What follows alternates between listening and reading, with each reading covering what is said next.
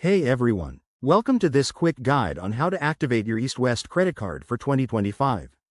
If you've just received your card and are excited to start using it, you're in the right place.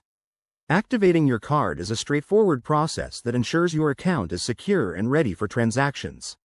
Let's dive in step by step so you can get everything set up in no time. First, gather what you need: your physical credit card, the card number, expiration date, CVV, and any activation code that came with it. Make sure you have access to a stable internet connection, as most activations happen online. This will make the process smooth and hassle-free. Step 1. Head over to the official Eastwest Bank website or download their mobile app. In 2025, they might have a refreshed interface, so look for the Card Services or Activation section right on the homepage. Step 2. Log into your Eastwest online banking account. If you don't have one yet, you'll need to create it quickly using your personal details like your email, phone number, and the information from your card. Step 3. Once you're logged in, find the card activation option. Enter your card details as prompted.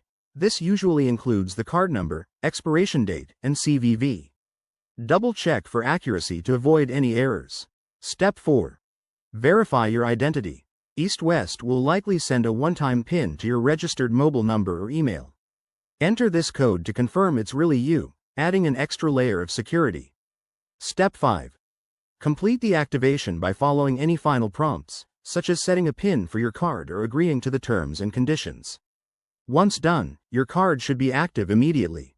A quick pro tip: if you run into any issues, like an error message, contact Eastwest customer support right away. They're available 24/7. Always do this on a secure network to protect your information. And there you have it. Your Eastwest credit card is now ready for 2025's adventures. If this video helped, hit that like button and subscribe for more handy tips. Thanks for watching, and see you in the next one.